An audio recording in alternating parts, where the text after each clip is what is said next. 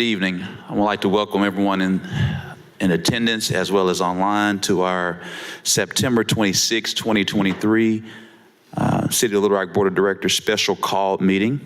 Madam Clerk, if you would, please call the roll.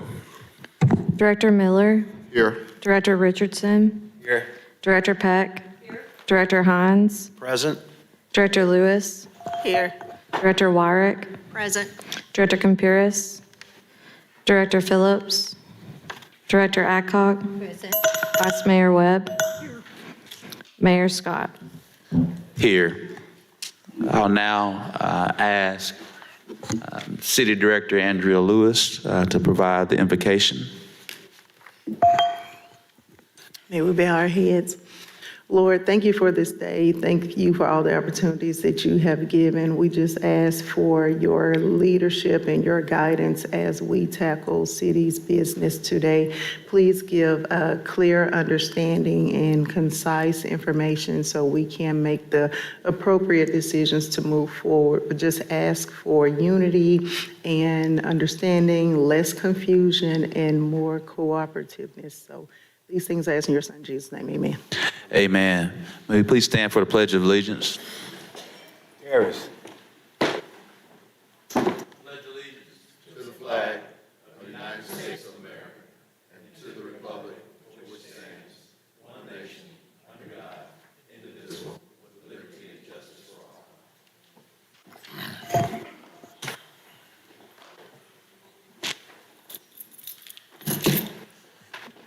Members of the City Board, we do know we have a special call meeting for the possible removal of members of the Metropolitan Housing Alliance Board of Commissioners, also known as the Little Rock Housing Authority. I will now, now open up the hearing. First, we'll allow the parliamentarian, the city attorney, call into deliverance the allegations for today's motion.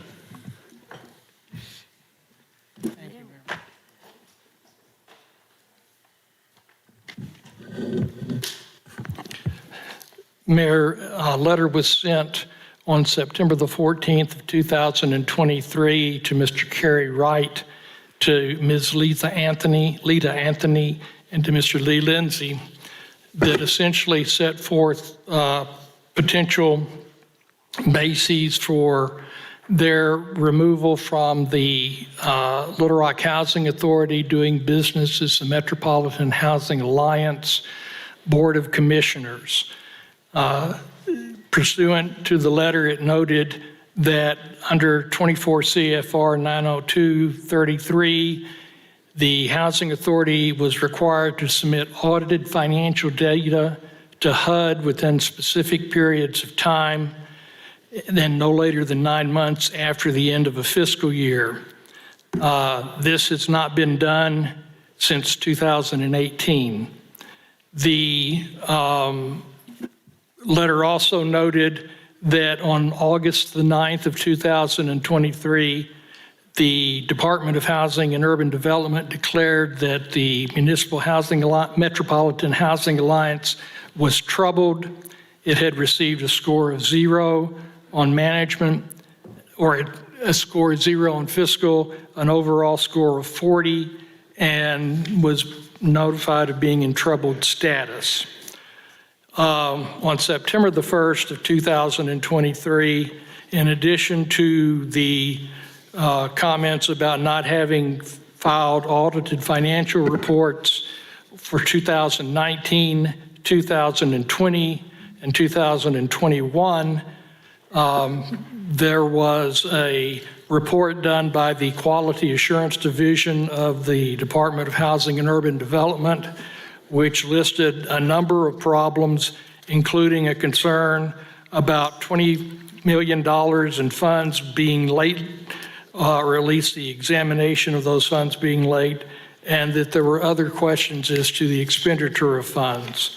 The letter said that in addition to the audit question, the other issues that were raised in the September 1st letter would be considered as possible grounds for removal. The September 1st letter from QAD also included a copy of the 2015 letter from QAD noting major problems with the financial records and management practices of the Little Rock Housing Authority. For your benefit and the benefit of the board, a copy of the 5 letters have been provided to the city clerk. The state statute requires that we keep a record of this proceeding, so I'm asking that that be a part of the record. Thank you, Mr. Attorney. City Attorney, you'll add that to the record with our city clerk. Now that the allegations have been read into the record, just protocol procedure to share with the members of the board. As you know, each member this particular process is relevant to the 3 members that have been named and shared in the documents that you all are aware of. We believe that Mr. Attorney Sylvester Smith will be speaking on behalf of 2 of the 3. Is that correct, Mr.? If you'll just come to the podium quickly. Yes, sir, Mr. Mayor. Will you state the individuals that you'll be representing today? Yes, sir, Mr. Mayor. Commissioner Anthony and Commissioner Lee. However, I also work for Commissioner Wright, and so I would ask for he have the opportunity to go first. Excuse me? I just didn't hear you, I'm sorry. I said I'd ask for the other commissioner to have the opportunity to go first. Generally, the process would be to start with the chairperson first. Well, Your Honor, Your Honor, forgive me. I'm not a judge. I'm accustomed to appearing in court. We have an interest in potentially trying to condense this hearing, but I am concerned that Commissioner Wright may say some things that my clients feel that they need to respond to. And so I would just ask that in consideration of potentially saving time, my clients have a willingness to merge their hearings potentially. Sure thing. Secondly, so Mr. Wright will be representing himself. Mr. Attorney Sylvester Smith will be representing Chairman Lindsay and Vice Chairman Anthony for the process.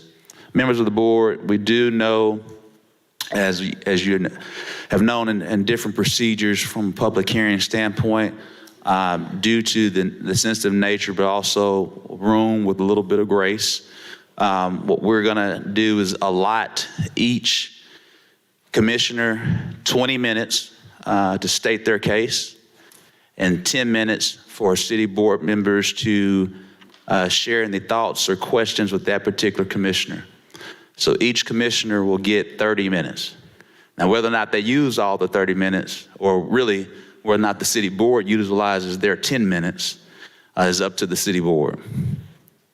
So in effect, this process could be an hour to an hour and a half. Clearly, I've been known to extend some privileges to the city board, so we'll have some grace in that process as well. But just wanted to give the gamut, 20 minutes for the commissioners, 10 minutes for members of the city board from their process. Mayor, just one point of clarification. Should we take a vote, we don't necessarily need to go like we typically do in executive session to make those decisions or record our votes, our yeas or nays present. Is that correct? Correct. So this can be done publicly? Yes. Okay, thank you, sir. Director Hines, but I do have one more item, but we'll go to you. I'll yield to your last item. The last item is I want to make sure I'm very clear, we have 3 agenda cards. What we'll do is, actually, we'll do this at the beginning because I don't know which person wants to speak towards, well, actually, 2 of the agenda cards are for 2 of the commissioners, so we'll take that out. They're already going to be speaking. So we have 1 agenda card, and so we're going to allow that particular person, we'll have 3 minutes to speak, and then we'll start with the hearing process. Before we go to that, Director Hines. Mayor, based on the memorandum that the city attorney gave to us, and there is no statutory requirement that we hear any public comments, the city attorney in his memo strongly suggests that no comments from the public be solicited since this hearing is limited to the issues that were included in the letter from you. All of those individuals have been notified and been given opportunity. Mr. City Attorney, what is the jeopardy if we allow public comment if they haven't been given notification? The danger is that due process at a minimum requires notice and an opportunity to be heard. If something is said during a public comment that is not included in the scope of the letter that was sent by the mayor that I outlined into the record just a few moments ago, it's going to be almost impossible for the board to show that that comment was not a part of the reasoning into whatever decision is made in this matter. Again, Director Hines, as I was going forward, I understand what the city attorney shared. We generally allow the public to speak during our public hearings. I do not want to set a precedent. One thing I will share with Mr. Corbett, who's the only person who's asked to speak, is that Mr. Corbett has to keep his comments to the relevant allegations. Anything outside of the relevant allegations are out of line and will not be heard. We're going to keep this in full transparency to everyone. We always have public hearings, and we let the members of the public to speak. So that's what we'll be doing. Mayor, I make a motion to overrule the chair on this matter. Second. There's a motion to overrule the chair, and there's a second. There's a question, Director Miller. Yes. It's my understanding that public comments, is it specific to this? I mean, we have public comments, and I don't know what the people are going to speak about. Could be totally irrelevant to that. Somebody could get up here and talk about dogs loose on the street. I don't know. I mean, I don't want to censor people from having their 3 minutes to speak in a public forum like this, if that's what we generally do. We do. So, I mean, Point of order, Mayor. I'm still speaking, and Point of Director order Miller. cannot be unrecognized. I'm still speaking, and Director Miller still has the voice. Director Miller. yeah, so, I mean, I'm trying to figure out if we have public comments and we let somebody, I mean, we generally give somebody 3 minutes. I don't know what they're going to talk about. So I don't have a problem with somebody speaking. Unless somebody knows something I don't know, then, you know, I'm not sure I would support censoring the public. Mayor, point of order.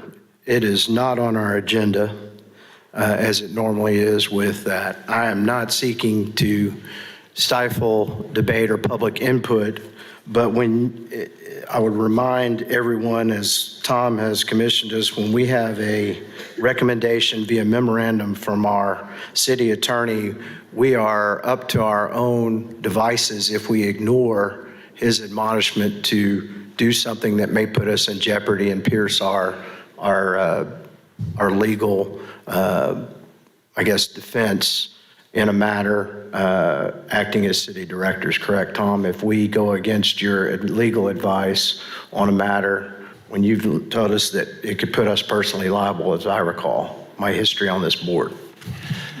Mr. Attorney, before you speak, again, members of the board, this is a public hearing.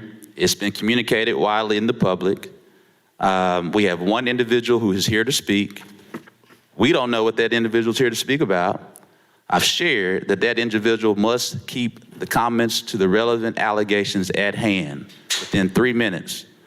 I'll remind city board members that this city board has no problem with public comment at every other public hearing that we open like this. And so we should not be censoring the public. That's plain and simple. And now if you all want to overrule the chair, that's your parliamentary procedure, but I will not be on record of censoring the public. Director Richardson. Did you want me to answer? I've called on Director Richardson. Director Richardson. Mayor, I had the floor. Point of order. No, you did I not. had the floor and asked a question directly I was of still the city attorney, communicating, our Director counsel. Hines. We'll get to you when your hands. Mayor, you recognize me.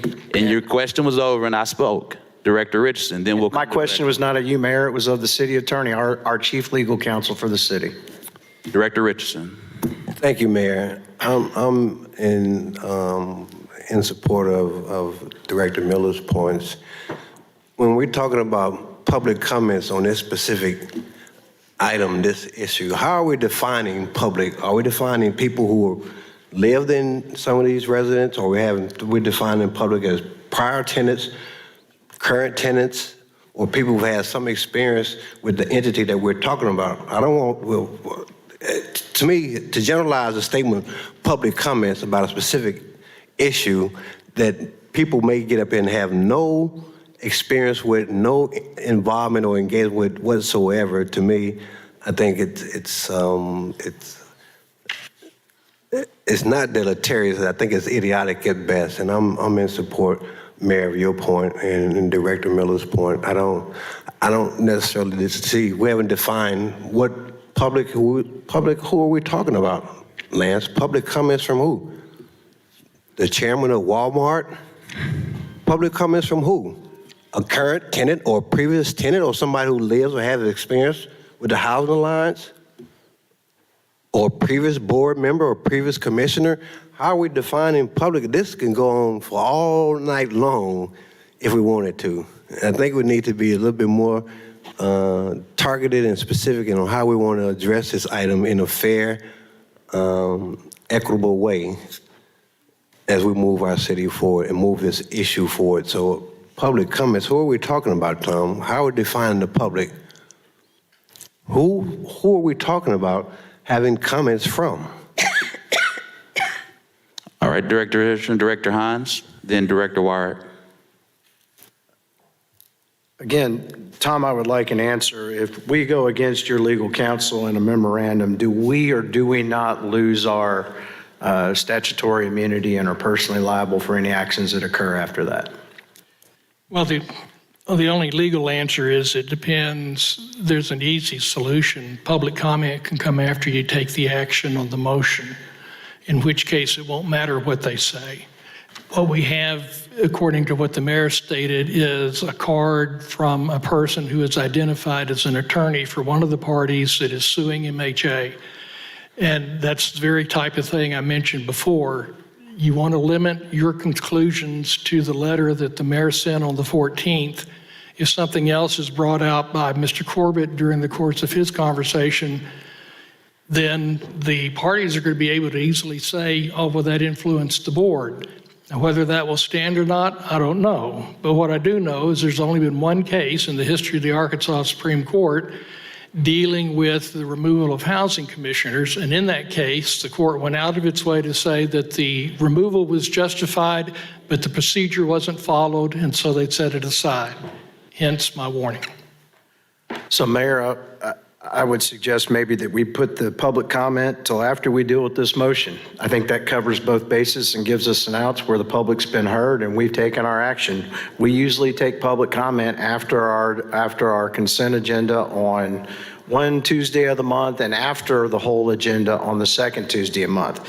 I would point out that the city attorney has pointed out this is a very rare occurrence, and he is admonishing us in this letter to follow procedure, follow his guidance so that we can withstand a challenge in circuit court and the Arkansas and the Court of Appeals and the Arkansas Supreme Court, because this MHA body, I was at the deal, they have already given their counsel the authority to appeal our decision if it's adverse to his clients.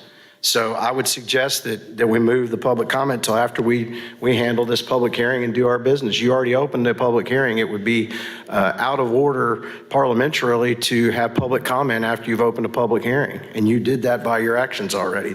It's a point of order I was trying to make.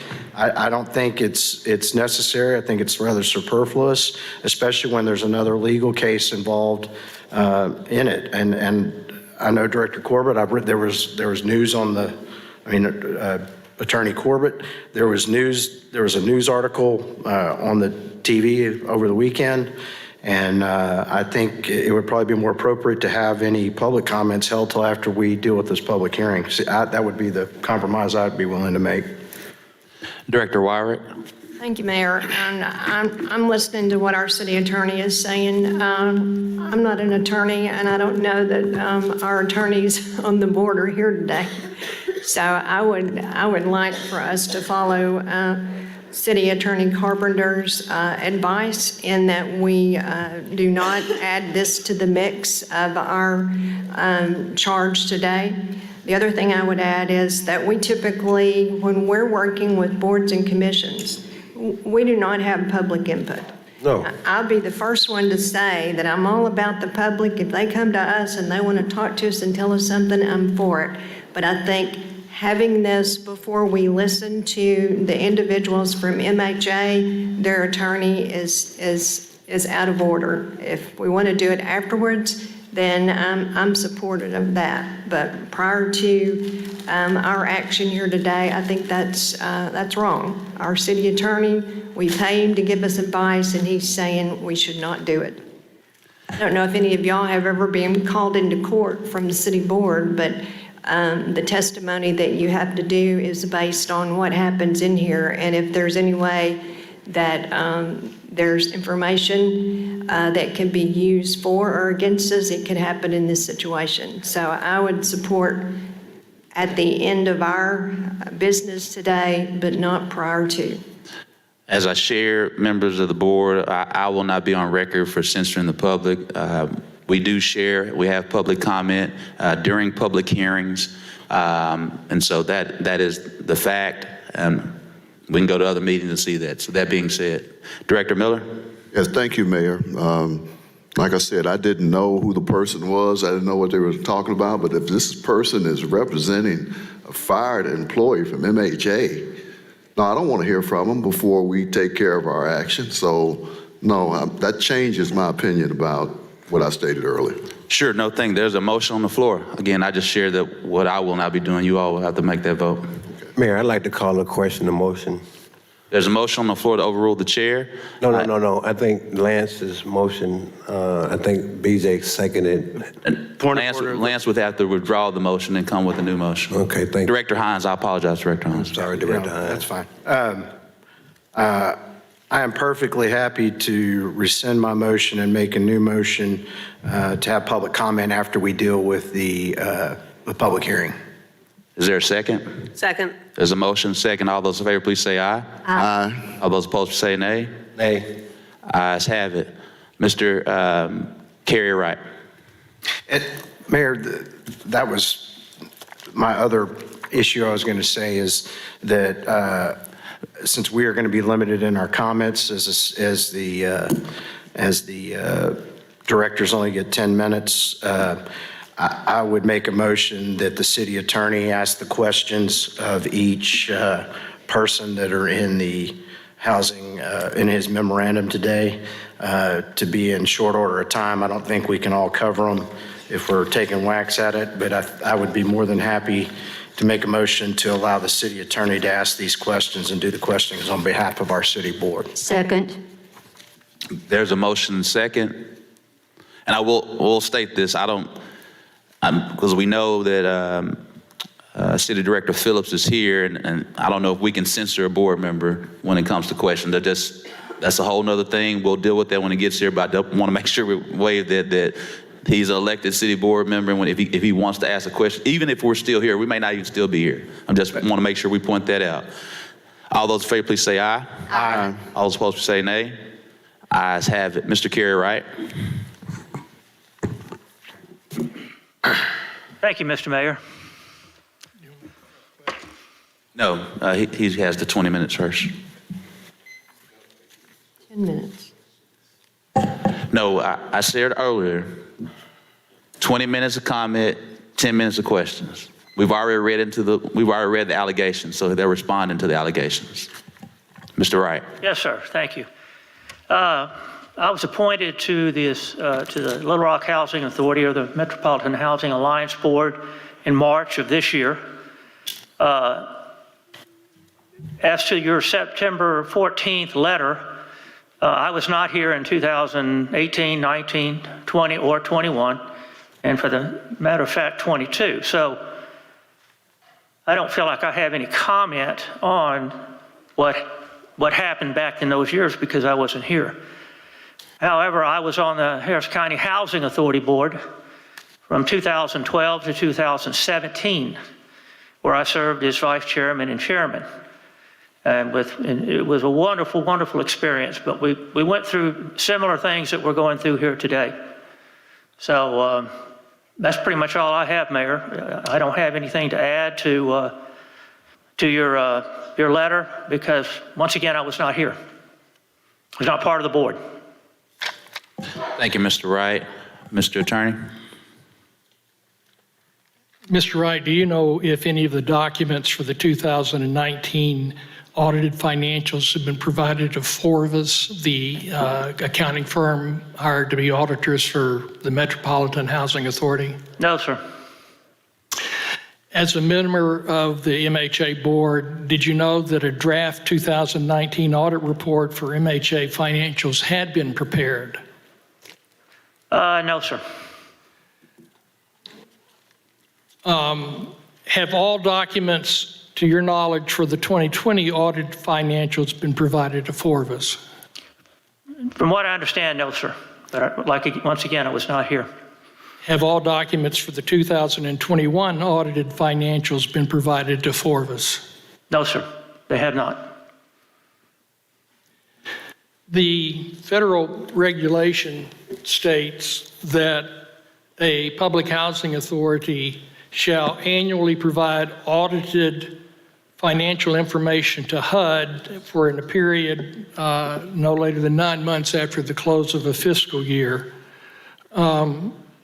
If the MHA board has not provided audited financials for 2018, 19, 20, and 21, and in light of your expressed experience with the Travis County Housing Authority, do you think that they fulfilled their obligation under federal regulations? I'm sorry, what was that last statement? Do you believe that the board of the Metropolitan Housing Alliance has fulfilled its obligations under the federal regulations to provide timely audited financial records to HUD? Absolutely not. They have not. Do you know if the Metropolitan Housing Authority made a repayment of $187,221 to HUD as a disallowed payment for contracts found not to have been awarded in accordance with the procurement provisions for HUD, the state, or the city of Little Rock? Yes, sir. I read that in the DEC report. The HUD DEC report. Were you a member of the MHA board when this repayment was made? No, sir. Not at all. Were you on the MHA board when HUD made its finding that the Metropolitan Housing Alliance is troubled?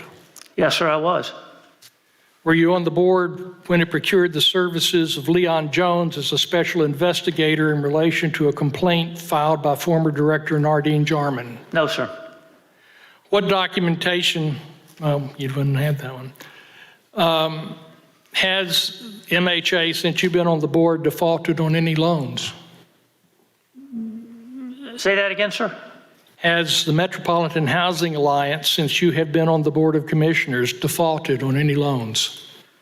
They have not, from what I understand, they've not defaulted, but they've had to have 4 or 5 extensions on some loans over there at CAHC. Yes, sir. My next question was going to be, have they had to get extensions for the repayment of loans secured in part by Municipal Housing Authority property or property operated by the Central Arkansas Housing Corporation, CAHC, since you have been on the Municipal Housing Authority Board? Yes, they did. Has the Municipal Housing Board provided acceptable deeds of trust on various properties that have been placed in the name of an entity other than the Municipal Housing Authority since you have been on the Municipal Housing Authority Board of No, sir. Commissioners? Do you know who the president of the Central Arkansas Housing Corporation is? Miss Lita Anthony. Miss Lita Anthony. That's all my questions.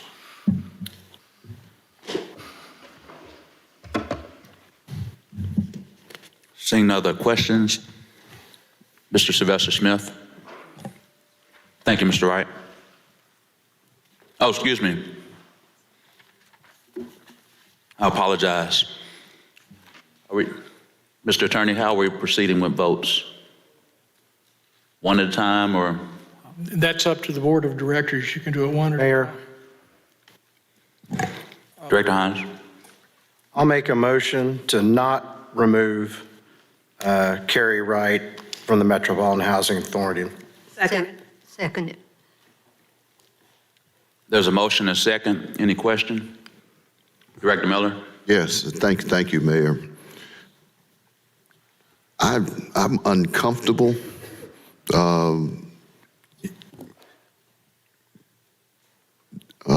taking action on a motion on one individual before we've heard everything on everybody. I'll rescind my motion. Thank you. Motion has been rescinded by the motion carrier. Mr. Wright, if you'll please be seated. Thank you. Mr. Smith? I have a moment to get my ducks in a row before my time starts, Mr. Mayor. We'll extend that. Thank you.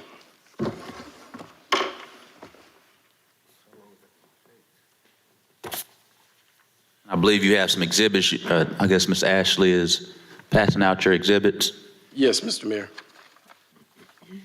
And Mayor, I ask that a copy of his exhibits be provided to the clerk and made a part of the record for this hearing. Yes, sir. These will be added to the record to the clerk.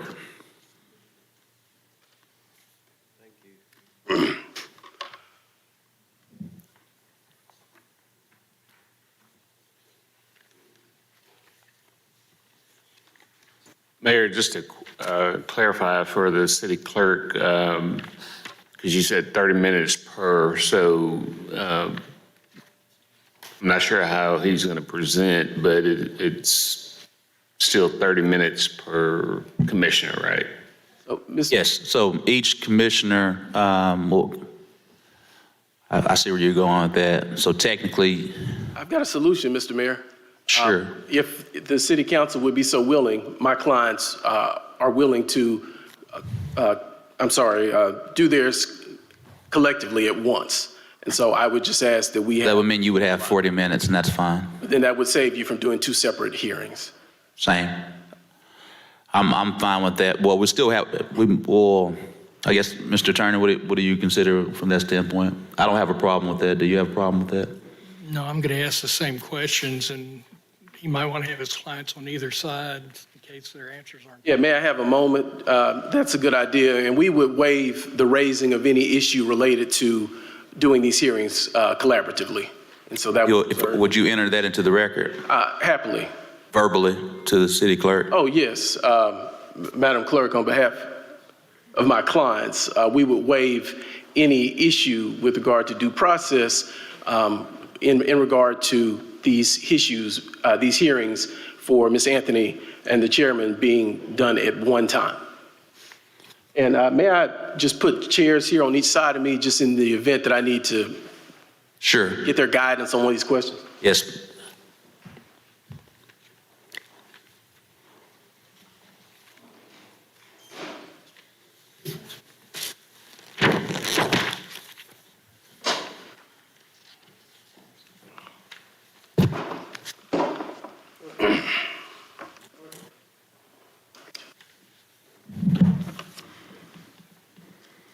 I'm ready, Mr. Mayor. Timekeeper? Mr. Smith, you are ready to go. Mr. Mayor, members of the City Board of Directors, my name is Sylvester Smith. I'm honored to stand here before you representing my clients in their official role as commissioners of the Metropolitan Housing Alliance Board of Directors. As you all know, in the United States of America, we are a nation of laws. And those laws are based upon certain principles: justice, equity, fairness. One of the key concepts of that system is the principle of being innocent until proven guilty. This process we are in today impacts not only the accused in their positions on the MHA Board of Directors, it also impacts their personal reputation. And here in the state of Arkansas, there's substantial case law that says people have a property interest in the preservation of their reputations, and therefore they are entitled to due process. And what does due process mean under our laws? It requires notice, a hearing, and a meaningful opportunity to be heard. And so we object to the manner in which your city attorney has advised you to handle this hearing, because it is our position that my clients are being denied due process because they have been denied the right to call witnesses, the right to testify in their own defense, and to have counsel present. What we were told by the city attorney is that either my clients could speak or I could speak on their behalf. I think we all agree these are serious allegations that have been raised, and we wanted the opportunity to call the relevant witnesses who are knowledgeable about the matters at hand so that you wouldn't have to accept my word for it or my client's word for it, but you could hear directly from those with the best knowledge and who have objective positions on these issues. Additionally, in the United States of America, we have a system, as I stated earlier, where people are innocent until proven guilty. And that therefore, the accuser has to demonstrate and put forth evidence to prove their guilt. Here, the accuser does not have to put forth any evidence. There's just the allegations, and then we have to respond and defend against them. That, ladies and gentlemen, is called an inquisition, which is the old European form of trying people when challenges arise. And therefore, we object to the manner of this procedure as not being grounded in the principles of fairness and equity and not allowing my clients due process. That said, we respect the authority of this board under the statute, and we are here to work within the limited and illegal confines that have been given to us. And so we will defend against these allegations, and we will accept the burden of proving our innocence rather than the city attorney having the burden of proving our guilt. Now, the first allegation is that we failed to complete a 2019 audit. For the benefit of those of you at home who may not have much HUD experience, when you take money from Big Brother, the federal government of the United States of America, you live by Big Brother's rules. And one of those rules is that you comply an audit performed by an outside entity. That audit has to be done by a licensed auditor. Those licensed auditors have certain rules that they have to follow. And one of those such rules is that audits go on pause in the event of allegations of wrongdoing on behalf of the target of the audit. Here, as is well known to each of you, the general public, there was a series of allegations raised by former Director Nadine Jarman.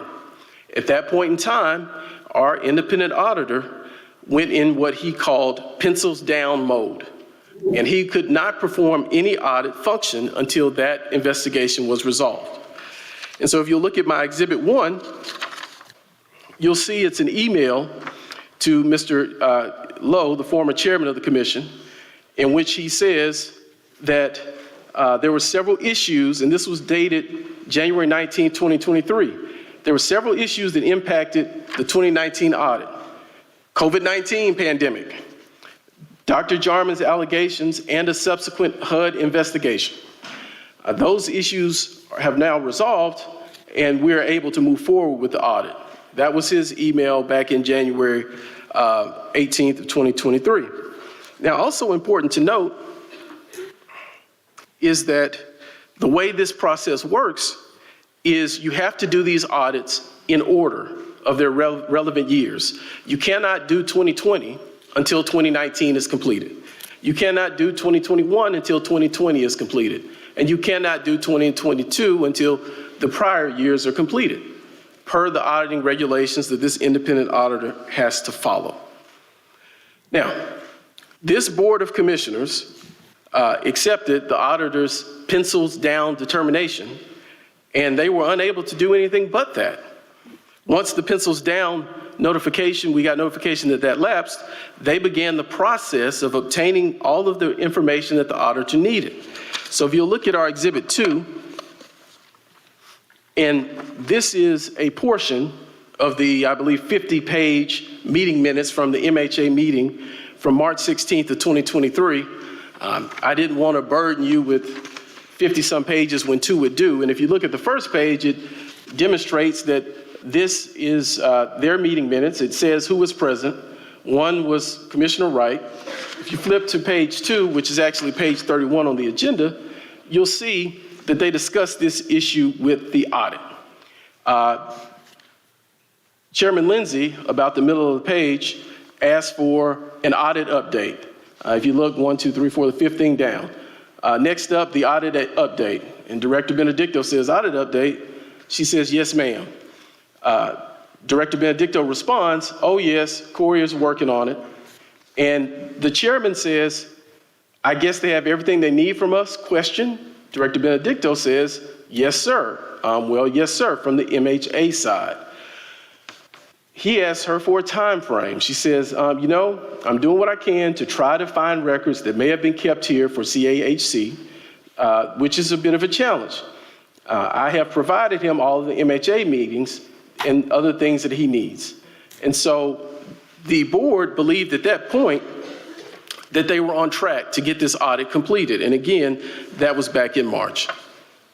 And it seemed to the board that all those things with the audit were sailing along just fine until they received a letter, Exhibit 3, dated August 30th, 2023, in which significant frustration was communicated on behalf of the auditor regarding the failure to provide all the relevant and required information.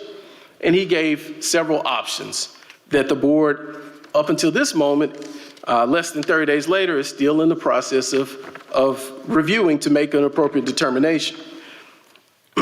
Now, I think it's very important that we understand who we're talking about. We're talking about a board of directors that has policy-making authority over this organization. They also have the authority to hire, fire, and manage the executive director. They don't have the authority to hire or manage lower-level staff. Interestingly, that's about the way you operate. And I've been to your meetings for many years where things come up and you look and you say, Bruce, where are we on that? And he says, where we are. You have no idea what's going on in the housing department or the police department or what have you. You have no way of knowing that. You have to communicate with your staff and rely on them. Now, that is not to put the onus on the executive director. There have been several headwinds that have been faced that have interfered with this process. As I said, pencils down for nearly 18 months due to the Jarman investigation, the COVID-19 pandemic. In the last 2 years, MHA has had 3 different finance directors. The one who had been there for many years sadly passed away. Another one was appointed. They left for greener pastures, a job I believe overseas. And so this significant staff turnover has challenged all of the parties with regard to completing this audit. Additionally, there have been other significant challenges like lawsuits. You know that Director Jarman filed a lawsuit. There's lawsuits with vendors who demanded monies that MHA didn't want to pay because they had no legal basis or contractual obligation to do so. Now, so our defense to the issue of the 2019 audit is the defense that is well recognized in Arkansas courts of impossibility. It was impossible for us to complete that audit due to outside forces that stood in our way. Now, another very serious allegation that was raised in the mayor's letter is misconduct on behalf of MHA board members or staff. So I would direct you to look at Exhibit 4. HUD conducted an inspection of MHA, and that inspection took place over about a 12-month period where they were in and out. And if you flip, so the first page is a copy of the report. Again, this report is 60 pages. I didn't want to burden you with all of it. The second page I provided you is a table of contents. The fourth page is their finding on governance, which is what's relevant here. And if you look at the middle, down the last section, Section A, governance, in the middle section, it says, during our review, we received allegations of misconduct against the board by certain current and former MHA staff. Interviews and follow-up interviews were conducted, but we were unable to substantiate the allegations. And so the one party who spent a year in and out of that office and again, if you look at the cover, this is United States Department of Housing and Urban Development's Enforcement Center.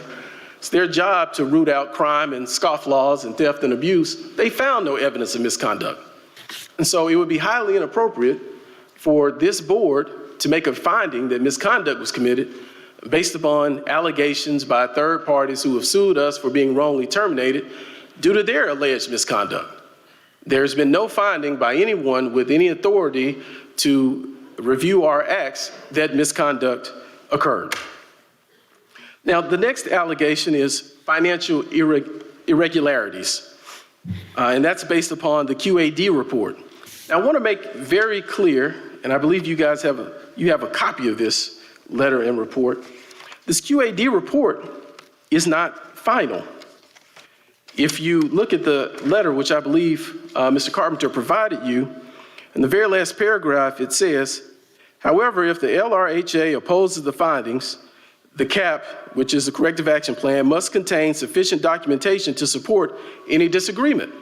Responses must be received within 30 days of this report. And so all of those findings are preliminary. And frankly, it's our position that this process, which we have great respect for, is premature because we are still within the window of time in which we can refute and disprove those allegations.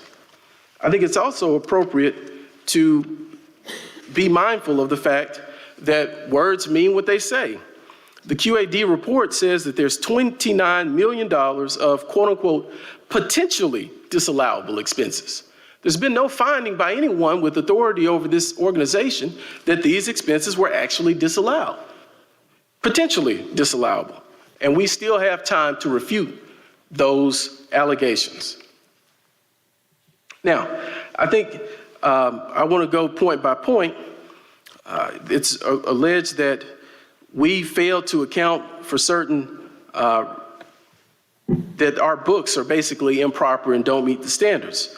Well, this board does not manage the day-to-day operations of the housing program. That is left to staff.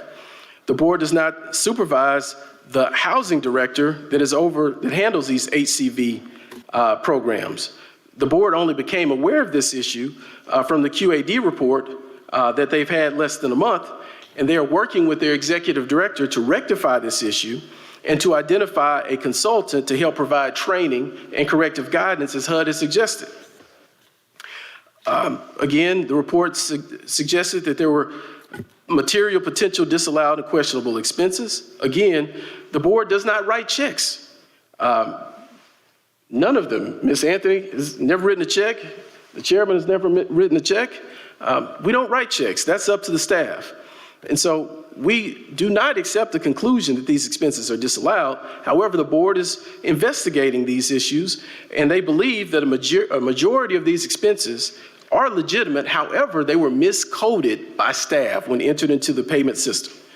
And we're working on that timely response.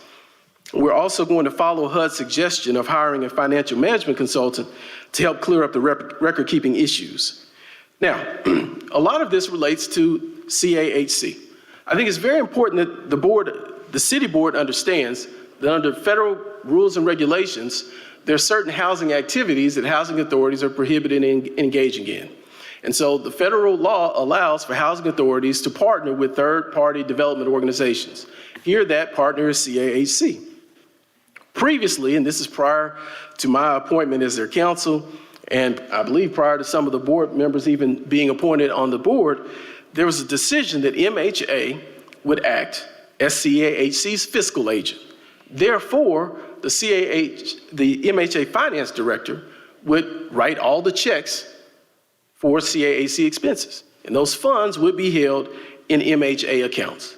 There's an allegation that those funds were not properly labeled, the expenses were not properly coded, that in some instances, potentially, some CAHC funds were kept in MHA accounts. Again, the board of directors does not handle day-to-day operations. They do not write checks. They do not deposit funds in accounts. Those are staff functions. Now, I think it's also important to note that it's the MHA board's position that a significant amount of these funds are funds that either A, belong to CAHC as income that was made for property management and other funds that are paid out to landlords and funds that were not properly, that CAAC owned, but had not been appropriately or fully transferred over to CAAC. So we believe that this is a pencil issue and not a misconduct issue. And I remind the board that MHA has had 4 finance directors. Another allegation was that we are not properly tracking FSS escrow accounts. What even is that? Well, that's the escrow account that is managed on the housing voucher side. And again, that's part of Section 8. These commissioners do not manage the day-to-day operations. And so they have no ability or even authority to go in there and tell the Section 8 staff how they're going to do their jobs on a daily basis. That said, now that we have this report, we're working with the Director Benedicto to ensure that our staff people understand the rules and requirements, that they're properly trained on all of these systems that we made significant financial investments in, and that they're doing things the right way. And we also intend to comply with OAD's suggestions about bringing in a third-party consultant to help modify the housing voucher program. And prior to this report, the board members, to Mr. Wright's point, had no way of knowing what was going on in those housing offices with regard to those files. Another issue that was brought up was, and if you look at Exhibit 5, that the HUD Section 9886 form was not completed in a significant number of housing applications. The City of Little Rock has a housing program. I'd like to ask you board members, how many applications for assistance have you completed or supervised staff where they were completing? My guess is the answer is none. And the same here. They tell their staff to follow the rules and they rely on the staff's assurances that they are following them.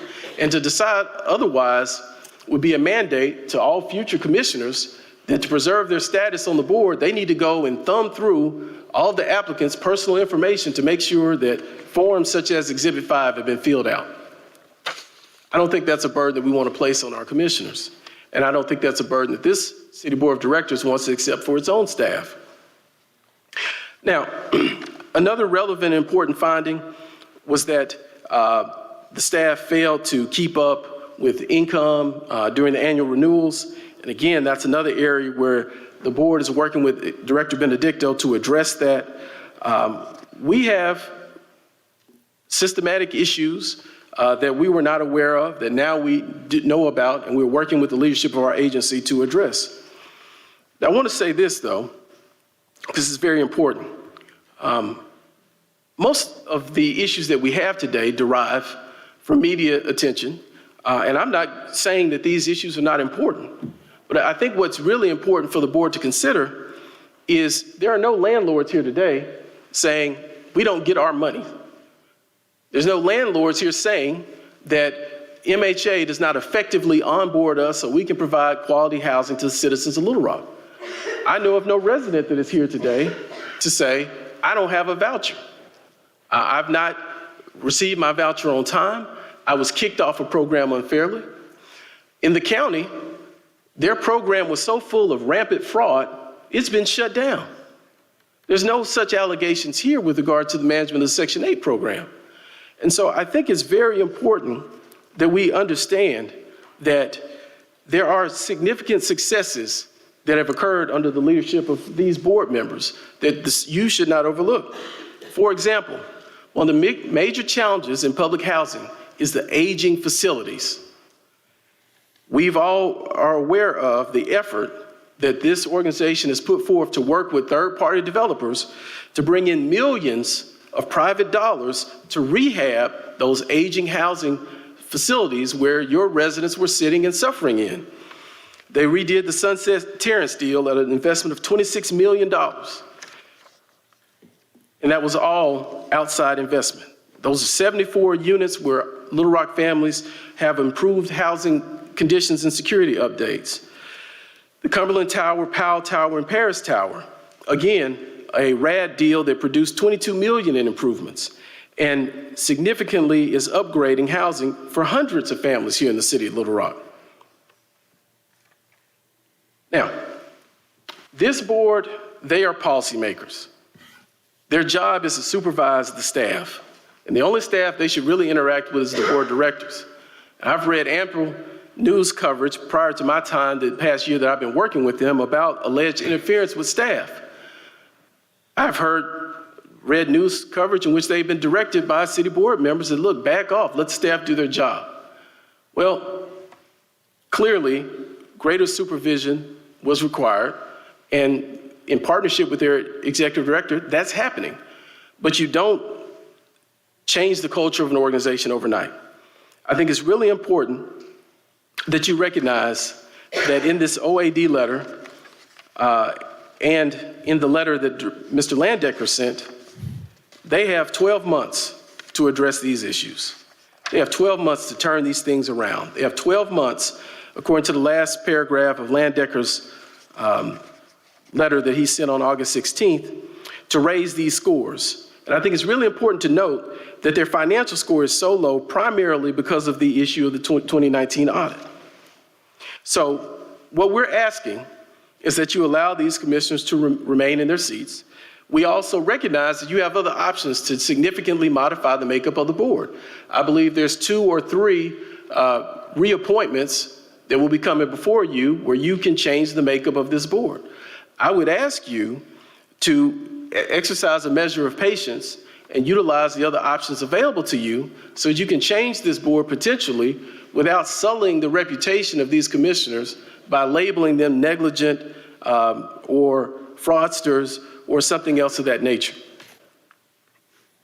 And finally, if you do make the decision to remove these commissioners, we request that you allow the current commissioners to remain until such time as new commissioners are appointed. Otherwise, you will leave this ship rudderless and adrift. And I will give you the admonishment that Colin Powell gave George W. Bush before he invaded Iraq. It's like Pottery Barn. You break it, you bought it. Thank you, and I'll take your questions. Mr. Smith, do you agree with me that 24 CFR section 902.33 lists the financial reporting requirements for a public housing authority? I do, Counselor. Subsection C reads, annual audited financial information compliance dates. Annual audited financial statements will be required no later than 9 months after the PHA's fiscal year end in accordance with the Single Audit Act. Do you agree with that statement? I do, sir. However, now, if I may answer the question, Counselor, it's our position. It was a yes or no question. I'm sorry, sir? It was a yes or no. You either agreed with it or you didn't. Sir, I need 30 seconds to respond to your question. You've told me that this wasn't a courtroom, so I'm not going to allow you to cross-examine me. I will happily answer your question. I do agree, sir. However, that failure, when we've demonstrated, was not a decision that we made, but it was impacted by outside forces, does not rise to the requirements of 14-169-210 that would allow this board to remove these commissioners. Well, in that regard, what part of 24 CFR 902.33, which you have acknowledged is the financial reporting requirement of the federal government, which deals with the HUD funds, says anything about not complying with audit information because of a lawsuit? It doesn't. However, as you are well aware from doing this about 3 times as long as I have, impossibility is a defense to most causes of action. And so that's the defense that we raised to this allegation. We made our best effort, and we weren't allowed to do our own audit. The federal regulations require that we use an independent auditor that is certified. That certified independent auditor would not complete the audit while the Jarman investigation was pending. And so it was impossible for us to comply. Well, this is the end of September. January of 2023 was 9 months ago. In January of 2023, according to your Exhibit 3, the Housing Authority was notified by the auditors that they were ready to proceed and that they needed certain information. Was that information supplied with the 2019 audit? Again, if you look at Exhibit 2, the commissioners were advised in March that it had been. And I think it's really important to Mr. Hines in his motion, Director Hines, that we notate that Commissioner Wright was present for that meeting where this was discussed. And so, yes, sir, we're 8 months away from January, and we should all rise and fall together because we've all been here for 8 months in which we've had the opportunity to try to move this forward. And because of these outside forces that I brought up, we were unable to. And so, According to your August 30th letter, you were reminded again by your auditors in June of 2023 that they had not received the information requested. What action did your clients take? in June of 2023? I'm going by your letter. Well, give me 1 second to consult with my clients about that.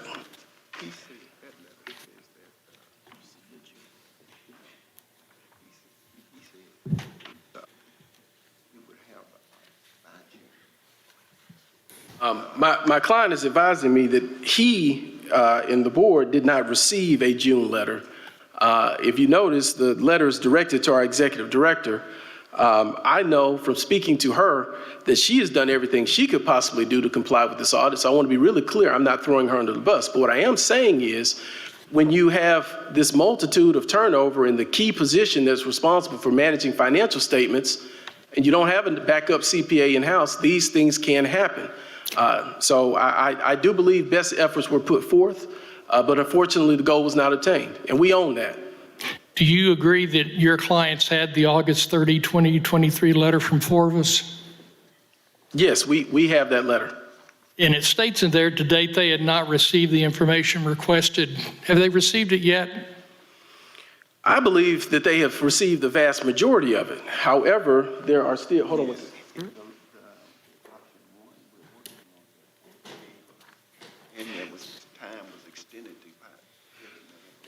We believe that they have received the lion's share of it. However, there are still items that are missing, and they're working to comply with option 1, in which they get a full and unmodified audit. However, I'll concede that no matter who's running this organization in 30 days, option 2 may be the most viable option to move forward, just because of the inability to try to manufacture things that were not previously created at the time they very likely should have been. And I would remind you, there's a board here.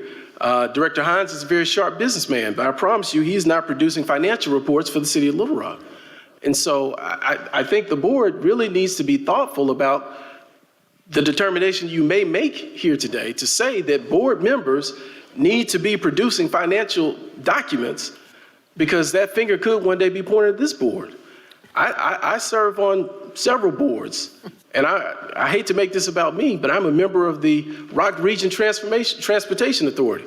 Don't ask me about all the documents that the employees over there are supposed to keep. I do not know, and I think it would be inappropriate for me to start nosing through their files to say, are you complying with all of the DOT rules and regulations? I think they'll run me out of there and call me insane. But that's the standard that these allegations are suggesting that board members have to follow. And I don't think that's the law in this state. You agree that your clients got a copy of the September 1st QAD audit report on Metropolitan Housing Alliance, which included a copy of the 2015 audit report? I do, sir, and it was stated we've had it less than 30 days. You indicated a minute ago that you just got this in September and you didn't know anything about how bad the problems were. I'm going to read a sentence from page 2 of the 2015 report. However, the Quality Assurance Division is qualifying the information presented in this report and is, underlined, unable to express 100% confidence that the QAD calculated RNP, which stands for restricted funds, I always get the acronyms mixed up, restricted net position, and the UNP, unrestricted net position, account balances are completely accurate. This conclusion is based on the lack of consistency with the way LRHA reported and coded billable portability port-in, voucher expenses, and revenues in the financial records, fraud recovery, and bad debt write-off to the HAP account. QAD staff does believe that the balances calculated during the review represent the most accurate RNP and UNP that can be realistically verified with the available documents, data, and information. Were they aware of that in 2015? Mr. Lindsay wasn't, but was No, Ms. Anthony Commissioner aware of Anthony that? was the only member that was present then, and she would have been one of 5. But I can say this, in the 8 years since, they have hired and terminated 3 directors. They've hired and terminated a finance director. They've sent a procurement director in for subsequent training. They have brought in a new procurement system. And so I don't think it's appropriate to suggest that this institution has been derelict with regard to these issues. They tried things, some of them didn't work. That's what HUD said, is that you have been derelict. I mean, that's HUD's whole point. They've listed you as troubled. And listing you as troubled, doesn't that give them the right to withdraw funds for housing within Little Rock? Not at this point, no, sir. We have 12 months to address those issues, and we have been provided a corrective action plan. We've agreed to the corrective action plan, and we are working to address these issues. But I would remind you that a significant ding in our score was tied to the failure to complete the 2019 audit, which Which I in talked about ad January, nauseam. you knew about, that there wasn't any litigation going on, and here 9 months later, it's still not completed, and your auditors still don't have the information. Isn't that correct? I'm not going to agree that that's correct. You just said that we've given them substantially portions of it, but we haven't given them all the information. Again, Counselor, if you would allow me to finish on behalf of my clients, I do believe that we have substantially complied. However, I concede that the auditor does not have all of the information. And part of the reason is because some of that information does not exist. Does it not exist because it never existed? We don't know. We had a finance director who left, and a certain number of files just disappeared with them after they left. We've had an IT director and a current ED working to create a lot of those documents. But again, these board members do not have the responsibility to create those documents, and they most certainly should not be keeping them in their garage. And so that is the issue that we take issue with. I want to be very clear on behalf of my clients, because when you say you, counsel, that would suggest me, I'm not a member of this board, I'm their advocate. We do take these issues seriously, and we are committed to working with HUD to address them. We've accepted HUD's corrective action plan in sum, not pushed back against any of it, and we are working with all due effort with our executive director to address these issues. And we believe that given 60 days, we can make substantial progress, in regard to addressing them. And I want to be really clear that the vast multitude of these issues we've only been aware of since mid-August or the first part of September. And again, that's withstanding the audit issue. One of the exhibits that you presented was the snapshot test that was done by HUD in 2022, in April of 2022. I think you gave 4 pages to the board. I'm going to read to you a statement from page 5 and see if and ask if you have seen this statement before. I didn't get page 5. Is this exhibit 4, Tom? Exhibit 4, yeah. I didn't get a page 5. Page 4. Well, he had 4. Mine had more. Here's the statement. MHA did not comply with certain federal regulations, state of Arkansas procurement law, HUD requirements as to its own procurement policy. Specifically, MHA improperly used time and materials and labor hour type contracts for the contracts reviewed. In addition, MHA, 1, awarded contracts without determining whether funds were available to cover the cost as required by their procedure policy. 2, either did not provide an independent cost estimate for our sampled contracts or they were inadequate. 3, did not provide adequate price analysis. 4, improperly awarded an architectural and engineering contract. 5, awarded non-competitive contract after cancellation of the request for proposals. 6, improperly awarded a non-competitive contract. 7, did not have an updated procurement policy that complied with regulations. 8, did not comply with state of Arkansas procurement law with the small purchase threshold assigned to the board. And 9, allowed an unauthorized official to sign contracts as contracting officer. Were you aware of those statements? Yes, sir, I am. And Is if that I why may- you didn't include them in the materials you gave to the board? No, sir, I didn't, but I'm not trying to hide anything. I'm trying to save from a multitude of pages. That document is 60 pages, I believe. Let me respond to that.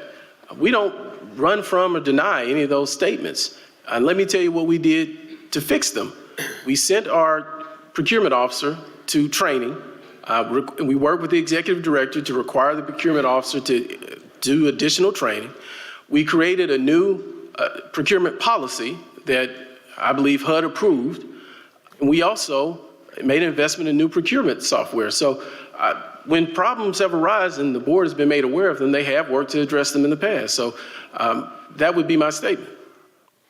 In the 2023 September 1 statement at page 2, this statement appears. Our meaning HUD, review revealed not only what appears to be a continuation of the previous practices as outlined in the above referenced reports, but a further degradation of internal controls, financial management, and reporting practices. Substantive errors in the financial recording and reporting discrepancies appear to be prevalent, pervasive, and systemic, based on the information provided by LRHA staff. Based on the significance of the reporting and recording problems, coupled with the poor condition of the financial records provided by LRHA, we are unable to calculate the restricted new position and/or unrestricted net position balances. Were your clients aware of that statement? Yes, sir. And again, we've only been aware of that since September 1. And here we are, I believe, 25 days later. We have a new finance director that's been on the job less than 60 days, and we are working to address this issue. But again, due to the challenges that we've had in maintaining that position, we do not dispute that there are some issues. But these issues date back to 2015, because when it uses the word reports, it's not talking about just the September 1st, 2023 report. They're also talking about the 2015 report. But, Counselor, you're making a presumption, and unless you plan to tell me that you've got Mary Ann Krieger hiding in the closet here, I'm not going to accept that presumption. I'm just going by the words she wrote. It's English. It's my mother tongue. That's why we need witnesses here for this. So we don't really know what she's referring to exactly and in totality. What I'm telling you is a board's job is when problems arise to set a policy to try to fix it. Either that or they can get rid of their ED. And you came and met with them last week and told them, don't get rid of your ED, which again, no one was suggesting that we would do. They've done that 3 times. It didn't work. There do need to be some changes still. There need to be some cultural improvements still. And what we're suggesting is that these folks are staying ready to work in partnership with their ED to do the work. And to the extent that the board doesn't believe that, there's 3 of them that are coming up for reappointment where you have a statutory process to ensure that other people get appointed.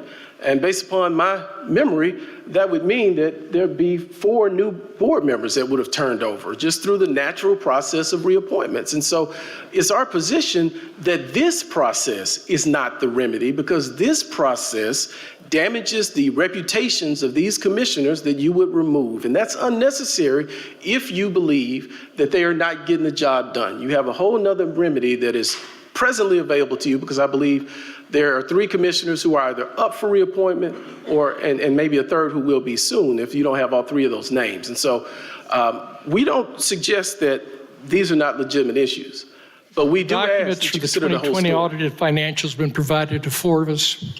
I'm sorry, sir? Have documents from your clients been provided to 4 of us for the 2020 audited financial statement, which was due sometime in 2021? So I spoke to the auditor myself, and his position is that 2019 has to be buttoned up before he will work on 2020. He said that these things have to be in order. He calls it a look back. He needs everything, he needs 2019 done before he can move on to 2020. So. Okay, so it's been 4 years since 2019 closed, and you still haven't gotten those records there. When do you begin acquiring the records for the 2020 audit so that you can get those to the auditors?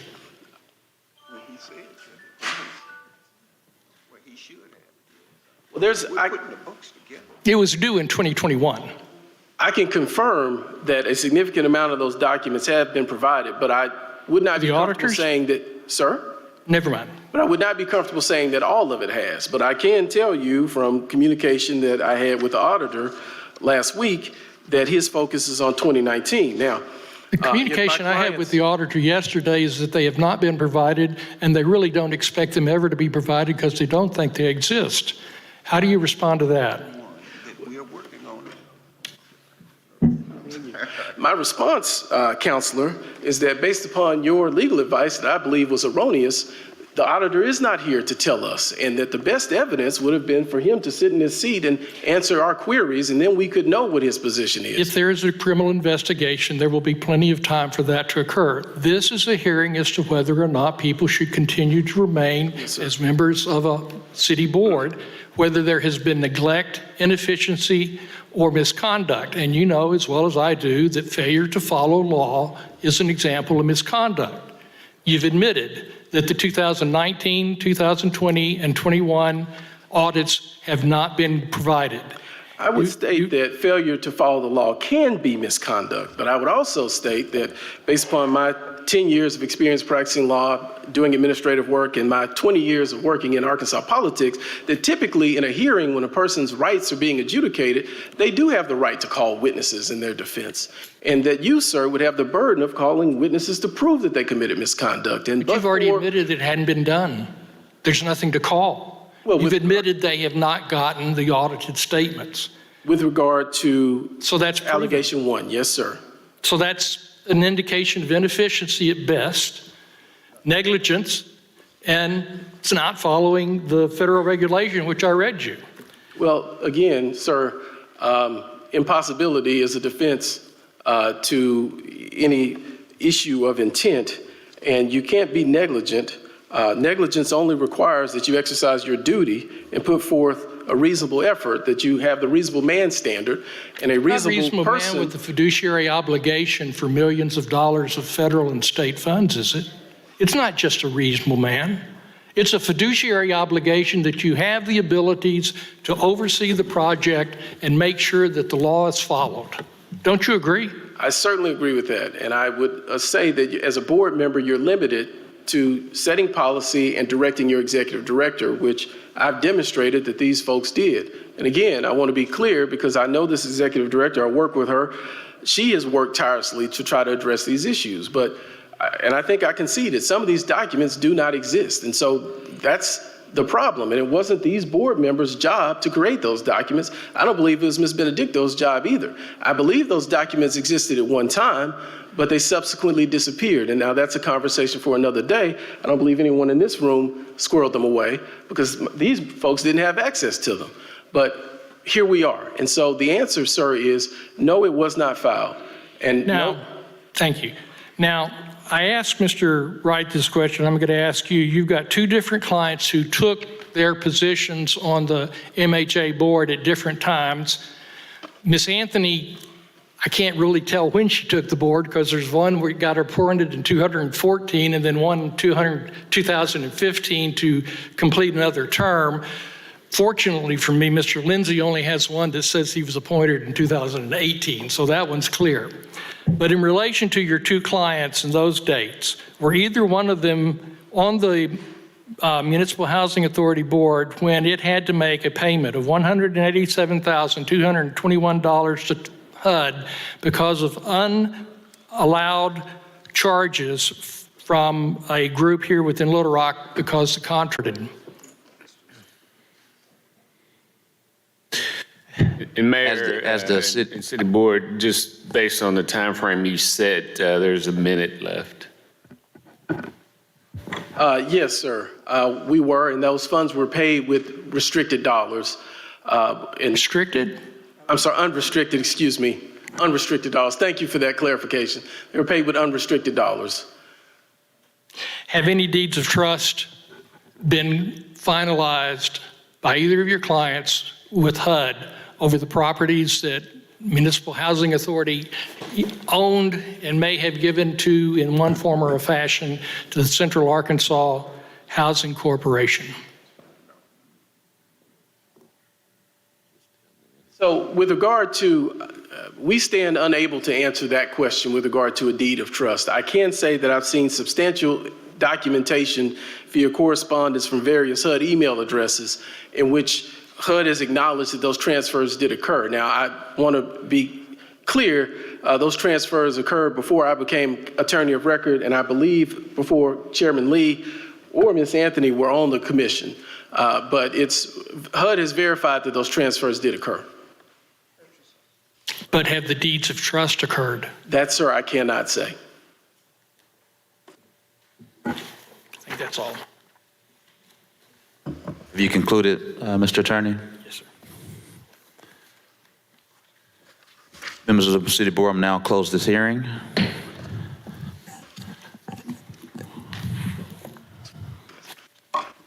Mr. Corbett, 3 minutes. Mayor, the point of order is we needed to conduct our business before the public comment. We have not acted on the motion or taken any action yet. I think we would be out of order if we allow him to speak before we do that, because it can be construed as Sure thing. But impacting our- Mr. Attorney, I want to reflect it. Every time we have a public hearing, this is what happens, as we stated earlier. So I just don't want to set a precedent. Are you? I understand you don't. I don't want to have, do you agree with me? Because you just said you understand my concern, because that's what normally I understand happens. your concern, Mayor, but I agreed that the motion was to hold the citizen communication after the decisions. It's not a citizen's communication, it's an agenda item. It's an agenda card. Just make, it's going to be for you, so I just want to make sure, I'm just keeping everything on the up and up, because it will get for you. It's not a citizen's communication card. Well, listen, blame me. Everybody hates lawyers. All right, I just want to make sure we're very clear. Mr. Corbett. Thank you. Mr. Corbett. Yes. Based on the city attorney, please sit down. Oh. We'll come okay. back. I was going to remove my request to speak based on my esteemed colleague's reading of a case. I don't want to jeopardize the proceedings going on right now. So I'll reserve those. Sure thing, thank you. I want history to note that a lawyer just agreed not to speak when he had a chance at some point in the future. Got to keep everything on board, everyone. All right, Mr. Kerry Wright, if you'll please stand before the city board. Mayor, I make a motion to not remove Mr. Kerry Wright from the Metropolitan Housing Alliance Board of Commissioners. Second. There's a motion from Director Hines, a second from Director Adcock. All those in favor, please say aye. Aye. All those opposed, say nay. Present. Ayes have it. Mr. Wright, you can be seated. Yes, sir, thank you. Mayor, I make we're going to call the next. Thank you, Chairman Lindsay. Clerk needs to ask Director Richardson if he wishes to change his vote. Director Richardson, do you wish to change your vote? No, ma'am. Thank you. Chairman Lindsay. Thank you. I think this is the other side of the coin. I wanted our story to be heard. One of the reasons. Mr. Lindsay, you relegated your time during the. Thank you. Mayor, I make a motion to remove Commissioner Lindsay from the Metropolitan Housing Authority. There's a motion from Director Hines, Second. second from Director Adcock. All those in favor, please say aye. Aye. All those opposed, please say nay. Nay. Nay. I believe I heard ayes, but Roll call, Mayor. You need 6 votes. you need 6 votes. All right, Roll call, Mayor. roll call. Director Wyrick, Aye.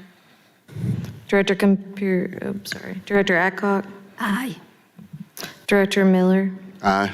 Director Richardson, No. Director Peck, Yes. Director Hines, Yes. Director Lewis, No. Vice Mayor Webb, Yes. 6-2. I want to know, I'm just listening, and I have not heard enough concrete evidence to say where we can make the decision in regards to one gets to stay and others be removed. So I'm just really trying to understand, but that's where I stand on this. To me, how do we decide one stays, but possibly two, they have to go? Based on what I've heard, I haven't heard enough details, enough specifics tying two versus one. Thank you. Ms. Anthony? Mayor, when Chair needs to recognize the vote from the clerk. You did. I did. Okay. Thank you. Director Anthony?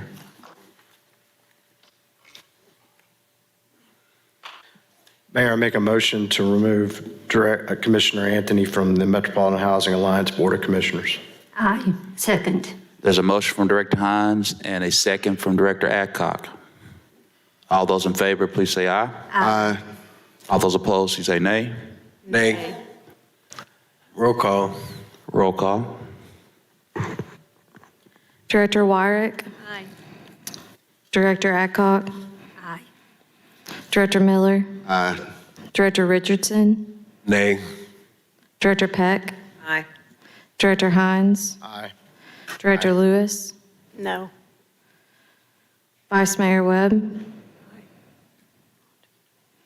6-2.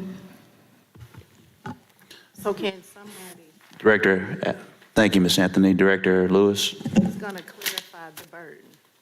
Director Lewis, if you, I don't think everyone can hear your Who's voice. going to clarify the burden of renewal? Because again, I'm not saying I'm the smartest in the room, but I'm pretty up there and I'm not hearing what the burden is. How are we able to justify removing two and not one? That's a question for the city attorney. While he's talking to Bruce, Mayor, it seems, without being too facetious, that it may be centered on having a complexion for the connection. The complexion for the connection. I disagree with that totally, quite frankly. I don't want this to be a race thing. I mean, the executive directors has all been my race. The majority of the clients have all been probably pretty close to my race. This should not be couched in that frame, Director Richardson. I totally disagree with that, totally. Well, Director Miller, you and we're from the same race. We both have different complexions. So you take that how you want to take that. And you Okay, bite that, well, you take that the way you want to take All it. right, order. There's order. Director Motion to Lewis, adjourn, Mayor. Second. So no. There any questions? Answer the question? There's a motion. I'm There's still a second. Your question, Director Lewis? When does this take effect? Is it immediate? Hold on Mr. Smith, please. I'll come to you. I just asked the question. Ms. Lewis? Is that not warranted an answer? All right. Mayor, I'll Good withdraw turn. my motion to adjourn. I withdraw my second. All right. Thank you. Mr. Attorney? How do we determine one? Mr. Smith, I will come to you. Just 1 second for me. He has no standing anymore, Mayor. Well, I can speak as chair. Mr. Attorney? Director Lewis has a question for The you. question that Mr. Smith asked, the removal is immediate upon the vote. In terms of the question Director Lewis asked, are you asking me? Whoever's going to answer, how do we, based off what I heard, I'm just saying to be fair, and you're looking at three individuals, how do we determine, one, I'm going to keep, and two, I'm going to let go? What's the grounds for that? The major grounds that the board has before it deal with the financial records and the failure to have an audit sent to the government timely since 2018. Get that, but Mr. Wright was not involved with the commission for any of those audits. He didn't take office until 2023. The first audit that he will be responsible for as a commissioner has to be turned in 2024. Now, I don't know if it's October or December of 2024, because if it's the HUD fiscal year, it's going to be October. If it's the city fiscal year, it's going to be November. To be safe, it'll be September for both of them. Thank you. Motion to adjourn, Mayor. There's a motion, there's a second. All those in favor, please say aye. Aye. Those opposed, say nay. Ayes have it. We'll take a 10-minute recess we have stuff in the back, as you are all aware. Actually, we'll start back at 5:45. 5:40, I'm sorry, 5:40.